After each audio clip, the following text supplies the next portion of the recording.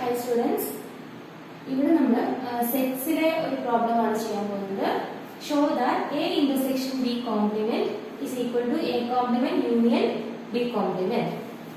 അപ്പോൾ രണ്ട് സെറ്റ്സ് ഇവിടെ ഇതൊരു സെറ്റ് ആണ്, ഇത് വേറൊരു സെറ്റ് ആണ് അല്ലേ? രണ്ട് സെറ്റ്സ് ഈക്വൽ ആണ് കാണിക്കാം. Suppose A equal to B, set Aയും സെറ്റ് Bയും ഈക്വൽ ആണെന്ന് നമുക്ക് കാണിക്കുന്നു വിചാരിക്കാം. സോ എങ്ങനെയാ കാണിക്കാം? ആദ്യം നമ്മൾ എന്ത് കാണിക്കണം? A സബ്സെറ്റ് ഓഫ് B എന്ന് കാണിക്കണം. പിന്നെ നമ്മൾ കാണിക്കണം B സബ്സെറ്റ് ഓഫ് A എന്ന് കാണിക്കണം. ഇങ്ങനെയാണ് രണ്ട് സെറ്റുകൾ ഈക്വൽ ആണ് നമുക്ക് പ്രൂവ് ചെയ്യുന്നത്. അപ്പൊ ഈ കേസിൽ നമുക്ക് രണ്ട് കാര്യങ്ങൾ കാണിക്കണം. എന്തെങ്കിലും കാണിക്കണം? ആദ്യം നമുക്ക് കാണിക്കണം A intersection B complement is a subset of A complement union B complement. രണ്ടാമത് നമുക്ക് കാണിക്കുന്നത് A complement union B complement is a subset of A intersection B whole complement. ഇനി സബ്സെറ്റ് ആണ് എങ്ങനെ കാണിക്കും? A intersection B whole complement A complement union B complementന്റെ subset ആണെങ്കിൽ ഇതിലെ ഏതൊരു എലമെന്റ് എടുത്താലും അത് ഇതിന്റെ അകത്തും ഉണ്ടാവണം. അപ്പോൾ ഞാൻ ആദ്യത്തേത് പ്രൂവ് ചെയ്യാണ്. Let X belongs to A intersection B whole complement. ഇതിന് ഞാൻ ആർബിട്രറി ആയിട്ട് ഒരു എലമെന്റ് X എടുത്തു. A intersection B whole complement ആണ്. ഇനി by definition of complement എന്താണ്? This implies എന്താണ്? X does not belongs to A intersection B ലെ കോംപ്ലിമെന്റ് ഉണ്ടെങ്കിൽ അത് A intersection B യിൽ ഉണ്ടാവില്ല. ഇനി ഇതിന്റെ അർത്ഥം എന്താണ്? X A intersection B യിൽ ഇല്ല എന്ന് പറഞ്ഞാൽ X does not belongs to A and X does not belongs to B എന്ന് പറയുന്നത് ഒരു പ്രൊപ്പോസിഷൻ അല്ലേ? This is true. Okay, അതിനർത്ഥം X belongs to A and ഇതിന് പറഞ്ഞാൽ ഈ simple ഇടാട്ടോ. X belongs to B എന്ന് പറയുന്ന ഈ സ്റ്റേറ്റ്മെന്റ് എന്താണ്? ഫാൾസ് ആയിരിക്കും അല്ലേ? does not belong എന്ന് പറയുന്നതാണ് ട്രൂ. അപ്പം belongs to എന്ന് പറഞ്ഞാൽ that is false. അതായത് ഇത് false ആണെങ്കിൽ ഇതിന്റെ നെഗേഷൻ again ട്രൂ ആയിരിക്കും. that is negation of X belongs to A and X belongs to B is true. Okay, ഈ പ്രൊപ്പോസിഷൻ ഫാൾസ് ആണെങ്കിൽ അതിന്റെ നെഗേഷൻ എന്തായിരിക്കും? ട്രൂ ആയിരിക്കും അല്ലേ? ഇനി negation of X belongs to A and X belongs to B നെ നമ്മൾ ഇവിടെ ഡി മോർഗൻസ് ലോ അപ്ലൈ ചെയ്താൽ എന്ത് വരും? Negation of X belongs to A or negation of X belongs to B എന്ന് എഴുതാം അല്ലെ? ഈ പ്രൊപ്പോസിഷൻ എനിക്ക് മാറ്റി ഇങ്ങനെ എഴുതാം ഡി മോർഗൻസ് ലോ ഉപയോഗിച്ച്. So that is true. ഇനി negation of X belongs to A എന്ന് പറഞ്ഞാൽ എന്താണ്? ഇതിന്റെ negation എന്താണ്? X does not belongs to A. It implies X does not belongs to A or X does not belongs to B is true. ഇനി X does not belongs to A or X does not belongs to B എന്ന് പറഞ്ഞാൽ എന്താണ്? X does not belongs to A union B അല്ലേ? A യിലില്ല അല്ലെങ്കിൽ B യിലില്ല എന്ന് പറഞ്ഞ പോലെ X does not belongs to A union X does not belongs to അങ്ങനെയല്ല. X does not belongs to A എന്ന് പറഞ്ഞാൽ X എവിടെ കാണും? പിന്നെ X belongs to A complement. A യിലില്ലെങ്കിൽ A complement or X belongs to B complement is true. That is അല്ലെങ്കിൽ A complement ഉണ്ടാവും അല്ലെങ്കിൽ B complement ഉണ്ടാവും. അങ്ങനെയാണെങ്കിൽ നമുക്ക് എന്ത് പറയാം? X belongs to A complement union B complement അല്ലേ? A complement ഉണ്ടാവും or B complement ഉണ്ടാവും എന്ന് പറഞ്ഞാൽ നമുക്ക് A complement union B complement ഉണ്ടാകും എന്ന് പറയാം. നമ്മൾ സ്റ്റാർട്ട് ചെയ്ത് എവിടെയാണ്? A intersection B complement ഒരു X എടുത്തു. ആ X എവിടെയുണ്ട്? A complement union B complementലും ഉണ്ട്. So that is A intersection B whole complement is a subset of A complement union B complement. So ഇതിന്റെ ഫസ്റ്റ് പാർട്ട് നമ്മൾ prove ചെയ്തു. ഇനി second part prove ചെയ്യാൻ പോവാണ്. അതിനു വേണ്ടിയിട്ട് let X belongs to A complement union B complement. ഇതിന് ഒരു X എടുത്തു. What does this imply? This implies X belongs to A complement or X belongs to B B complement. അല്ലേ? This implies X does not belongs to A or X does not belongs to B is true. അല്ലേ? So ഇതിനെ എനിക്ക് ഇങ്ങനെ എഴുതാം, negation of X belongs to A or X belongs to B is true. അല്ലേ? ഇത് negation of X belongs to A or negation of X belongs to B ട്ടോ, or negation of X belongs to B is true. രണ്ടിടത്തും X belongs to A നെ എനിക്ക് negation of X does not belongs to A നെ എനിക്ക് negation of X belongs to A എഴുതാം. X does not belongs to B നെ negation of X does not belongs to B എഴുതാം. ഇനി ഇവിടെ again De Morgan's law apply ചെയ്ത് അല്ലേ, negation P union negation Q എന്നുള്ള ഫോമില അല്ലേ, negation of X belongs to A or negation of X belongs to B. ഇതിനെ എനിക്ക് എങ്ങനെ എഴുതാം, De Morgan's law അപ്ലൈ ചെയ്ത് എനിക്ക് എങ്ങനെ എഴുതാം, negation of X belongs to A and X belongs to B is true. That is, X belongs to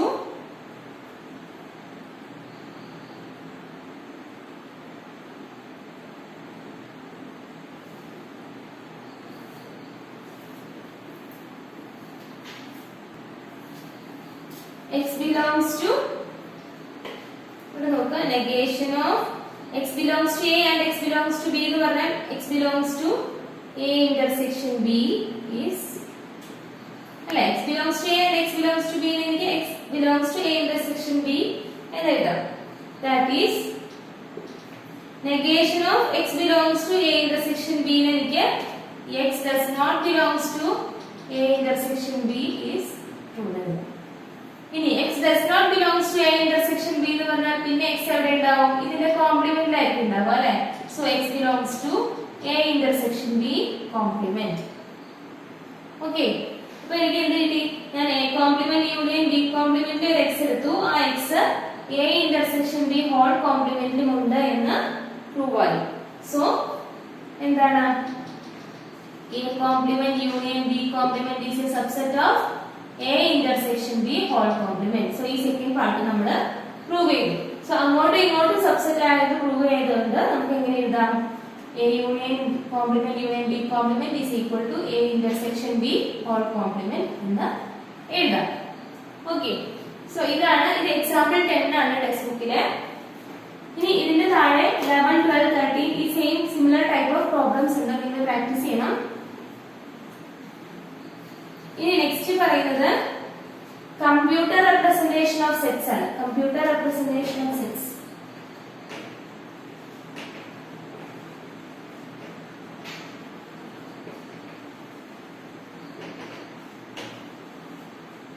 വളരെ simple ആണ്. നമ്മൾ ഒരു യൂണിവേഴ്സൽ സെറ്റ് കൺസിഡർ ചെയ്യുന്നുണ്ട്. സപ്പോസ് ഇങ്ങനെ വിചാരിക്കും 0, 1, 2, 3 എക്സെട്ര അപ് ടു 9 വരെയുള്ള നമ്പേഴ്സ് ആണ് യൂണിവേഴ്സൽ സെറ്റിലുള്ളതെന്ന് വിചാരിക്കും. ഇനി A എന്ന് പറയുന്ന വേറൊരു സബ്സെറ്റ് എടുത്തു, ഒരു സെറ്റ് കൺസിഡർ ചെയ്തു, set of all even integers ആണ് വിചാരിക്കും, 2, 4, 6, 8 ഇതാണ് വിചാരിക്കും. ഓക്കെ, അങ്ങനെയാണെങ്കിൽ ഈ സെറ്റിനെ കമ്പ്യൂട്ടർ റെപ്രസെന്റേഷനിൽ എങ്ങനെ എഴുതും, ഇതിനെ ബിറ്റ്സ് വെച്ച് റെപ്രസെന്റ് ചെയ്യുക. അതായത് 1ഉം 0ഉം ഉപയോഗിച്ച് മാത്രം, 1സും 0സും ഉപയോഗിച്ച് ഇതിനെ ഈ സെറ്റിനെ റെപ്രസെന്റ് ചെയ്യുന്നത് എങ്ങനെയാണ്. അതായത് യൂണിവേഴ്സൽ സെറ്റിലെ ഓരോ എലമെന്റ് നോക്കുക. 0 എടുത്തു, 0 ഈ എയിൽ ഉണ്ടോ, ഇല്ല. 0 is not a member of set A അല്ലെ, അതുകൊണ്ട് നമ്മൾ 0യുടെ പൊസിഷനിൽ 0 കൊടുക്കുക. അടുത്ത എലമെന്റ് എടുത്തു 1, 1 is not a member of A, so again 0. ഇനി 2 എടുത്തു, 2 ബിലോങ്സ് ടു എ, 2 എയിൽ ഉണ്ട്, സോ ആ പൊസിഷനിൽ 1 കൊടുക്കുക. നെക്സ്റ്റ് 3 എടുത്തു, 3 does not belong to A, so ആ പൊസിഷനിൽ 0 കൊടുക്കുക. നെക്സ്റ്റ് ഏതാ വരുന്നത് 4 അല്ലേ, 4 എയിലുള്ളതാണ്, സോ അവിടെ 1 കൊടുക്കുക. നെക്സ്റ്റ് 5 ആണ്, 5 എയിൽ ഇല്ല, സോ 0. നെക്സ്റ്റ് 6 എയിലുണ്ട്, 1. 7 എയിലില്ല, 0. 8 എയിലുണ്ട്, സോ 1. 9 എയിലില്ല, സോ 0. സോ എ എന്ന് പറയുന്ന സെറ്റിനെ ബിറ്റ് റെപ്രസെന്റേഷനിൽ ഇങ്ങനെയാണ് എഴുതുന്നത്. ഓക്കെ, ഇതിൽ ഇത്രയും നിങ്ങൾക്ക് നോക്കാനുള്ളൂ. യൂണിവേഴ്സൽ സെറ്റ് തന്നിട്ടുണ്ടാവും. യൂണിവേഴ്സൽ സെറ്റ് ഉള്ള എലമെന്റ് ആണെങ്കിൽ അവിടെ 1 കൊടുക്കുക, യൂണിവേഴ്സൽ സെറ്റ് ഇല്ലാത്ത എലമെന്റിന്റെ പ്ലേസിൽ 0 കൊടുക്കുക. ഓക്കെ, സോ ഇതാണ് കമ്പ്യൂട്ടർ റെപ്രസെന്റേഷൻ സെറ്റ്സിന്റെ കൂടുതൽ കാര്യങ്ങൾ പഠിക്കാൻ ഇത്രയും നിങ്ങൾ അറിഞ്ഞിരുന്നാൽ മതി കേട്ടോ. ഇനി ഇത് തന്നെ എ യൂണിയൻ ബി ഒക്കെ ചോദിക്കും. അതായത് യൂണിവേഴ്സൽ സെറ്റ് തന്നേക്കും 0 1 2 3 4 5 6 ആണെന്ന് വിചാരിക്കാം. എ എന്ന് പറയുന്നത് 0 2 3, ബി എന്ന് പറയുന്നത് 4 5 6 ആണെന്ന് വിചാരിക്കാം. അങ്ങനെയാണെങ്കിൽ എ യൂണിയൻ ബിനെ എന്താണ് കമ്പ്യൂട്ടർ റെപ്രസെന്റേഷനിൽ എഴുതാൻ പറയും. എ യൂണിയൻ ബിനെ അപ്പൊ എന്ത് ചെയ്യണം? എ യൂണിയൻ ബി ആദ്യം കണ്ടുപിടിക്കാം കേട്ടോ. എ യൂണിയൻ ബി എന്തായിരിക്കും? ഇവിടെ എയിലുള്ളതും ബിയിലുള്ളതും മൊത്തം എഴുതും. സോ 0 2 3 4 5 6 ഇതാണ് എ യൂണിയൻ ബി. ഈ A union B computer representation എങ്ങനെ എഴുതും? എ യൂണിയൻ ബിയിൽ 0 ഉണ്ടോ? ഉണ്ട്, സോ 1. അഗൈൻ എ യൂണിയൻ ബിയിൽ 1 ഉണ്ടോ? ഇല്ല, സോ 0. 2 ഉണ്ടോ? ഉണ്ട്, സോ 1. 3 ഉണ്ടോ? ഉണ്ട്, 1. 4 ഉണ്ട്, 5 ഉണ്ട്, 6 ഉണ്ട്. സോ ഇങ്ങനെയാണ് എ യൂണിയൻ ബിയുടെ കമ്പ്യൂട്ടർ റെപ്രസെന്റേഷൻ. സോ ഇത്രയും. അതുപോലെ തന്നെ ഇന്റർസെക്ഷൻ വരാം. ഏത് വന്നാലും ഇങ്ങനെ മെമ്പർ ആണോ നോക്കാം. മെമ്പർ ആണെങ്കിൽ 1 കൊടുക്കുക പ്ലേസിൽ, മെമ്പർ അല്ലെങ്കിൽ 0 കൊടുക്കുക. ഈ രീതിയിൽ ചെയ്യും. ഇനി നെക്സ്റ്റ് ഉള്ളത് ജനറലൈസ്ഡ് യൂണിയൻ ആൻഡ് ഇന്റർസെക്ഷൻ എന്ന് പറയുന്ന ടോപ്പിക്കാണ്. Generalised union and intersection. Generalised union and ഇന്റർസെക്ഷനിലുള്ളത് ഇപ്പൊ നമ്മൾ കണ്ടത് 2 സെറ്റ്സിന്റെ യൂണിയൻ അല്ലെ, അല്ലെങ്കിൽ 2 സെറ്റ്സിന്റെ ഇന്റർസെക്ഷൻ ആണ്. ഇനി ഇത് 3 സെറ്റ് ആയാൽ, 4 സെറ്റ് ആയാൽ അല്ലെ, അതുപോലെ ഒരു ഇൻഫിനിറ്റ് നമ്പർ ഓഫ് സെറ്റ്സിന്റെ ഇന്റർസെക്ഷനും യൂണിയനും കൺസിഡർ ചെയ്യുമ്പോഴാണ് നമ്മൾ ജനറലൈസ്ഡ് യൂണിയൻ അല്ലെങ്കിൽ ഇന്റർസെക്ഷൻ എന്ന് പറയുന്നത്. ജനറലൈസ്ഡ് യൂണിയൻ അല്ലെങ്കിൽ ജനറലൈസ്ഡ് ഇന്റർസെക്ഷൻ. സപ്പോസ് നമ്മൾ A1 A2 A3 A4 etcetera AN n സെറ്റ്സിനെ നമ്മൾ ഡിഫൈൻ ചെയ്യണം. ഓരോ സെറ്റും ഇങ്ങനെയാണ് ഡിഫൈൻ ചെയ്തത്. AI is equal to set I+1 I+2 I+3 ഇങ്ങനെയാണ് സെറ്റിനെ ഡിഫൈൻ ചെയ്തിരിക്കുന്നത് കേട്ടോ. ഇങ്ങനെയാണെങ്കിൽ A1 എന്ന് പറയുന്ന സെറ്റ് എന്തായിരിക്കും? A1 എന്ന് പറയുന്നത് ഇവിടെ ഐയുടെ പ്ലേസിൽ 1 കൊടുക്കുക അല്ലെ. 1 then 1+1 then 1+2 1+3 etc. ഇതെന്തായിരിക്കും? 1 2 3 4 etc. അങ്ങനെ പോകുന്ന സെറ്റ് ആയിരിക്കും. ഇനി A2 എന്തായിരിക്കും? ഐയുടെ പ്ലേസിൽ 2 കൊടുക്കുക. 2 2+1 2+2 2+3 etc. അതായത് ഈ സെറ്റ് ഇങ്ങനെ പോകും. 2 3 4 5 etc. ഇങ്ങനെ പോകുന്ന സെറ്റ്. A3 എന്തായിരിക്കും? Automatically A3 will be 3 4 5 6 7. Okay, ഇങ്ങനെയായിരിക്കും സെറ്റ്സ് പോകുന്നത്. ഓക്കെ, അപ്പൊ നമ്മൾ n സെറ്റ്സിനെ ഇങ്ങനെ ഡിഫൈൻ ചെയ്തിട്ടുണ്ട്. അങ്ങനെയാണെങ്കിൽ നമുക്ക് കണ്ടുപിടിക്കേണ്ടത് ഈ n സെറ്റ്സിന്റെ യൂണിയൻ. ഓക്കെ, n സെറ്റ്സിന്റെയും യൂണിയൻ കണ്ടുപിടിക്കണം. അത് ഇങ്ങനെയാണ് ഡിഫൈൻ ചെയ്യാം. Union I equal to 1 to n AI. Union I equal to 1 to n AI എന്ന് പറഞ്ഞാൽ എന്താണ്? A1 union A2 union A3 union etcetera union AN. n സെറ്റുകളുടെ യൂണിയൻ. ഇനി എങ്ങനെ ഇതിനെ ചെയ്യാൻ പറ്റും? n സെറ്റുകളുടെ യൂണിയൻ. സോ A1 എന്തായിരുന്നു? 1 2 3 4 എന്ന് പറയുന്ന സെറ്റ് ആയിരുന്നു യൂണിയൻ. A2 എന്ന് പറയുന്നത് 2 3 4 എന്ന് പറഞ്ഞു പോകും യൂണിയൻ. എന്താണ്? A3 അങ്ങനെ പോയി. AN എന്തായിരിക്കും? n n+1 n+2 അങ്ങനെ പോകും അല്ലെ. അപ്പൊ ഇതിന്റെ യൂണിയൻ എന്ന് പറഞ്ഞാൽ A1ലും A2ലും A3ലും അപ് ടു A വരെയുള്ള എല്ലാ സെറ്റ്സിലെയും എല്ലാ എലമെന്റ്സും ഇതിലുണ്ടാവും അല്ലെ. അതായത് ഇവിടെയുള്ള സെറ്റ്സ് ഇവിടെ ഏതാണ് വ്യത്യാസമുള്ളത്? ഇവിടെ 1 കൂടുതലുണ്ടെന്നേ ഉള്ളൂ അല്ലെ. ഇവിടെ വരുമ്പോൾ 2 മുതലുള്ളൂ, പിന്നെ 3 മുതലുള്ളൂ, പിന്നെ n മുതലുള്ളൂ. അപ്പൊ എന്ത് ചെയ്യണം?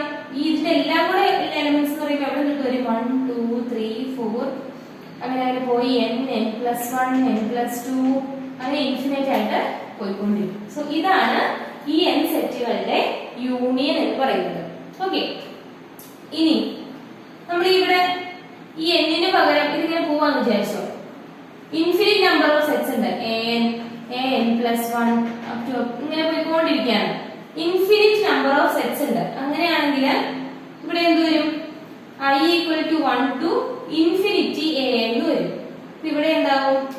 an+1 യൂണിയൻ എക്സെട്ര അങ്ങനെ ഇൻഫിനിറ്റി വരെ പോകും. ഇൻഫിനിറ്റ് നമ്പർ ഓഫ് സെറ്റ്സ് ഉണ്ട് അല്ലേ? അപ്പോഴും ഇതിന്റെ എങ്ങനെ വരും? യൂണിയൻ എങ്ങനെ വരും?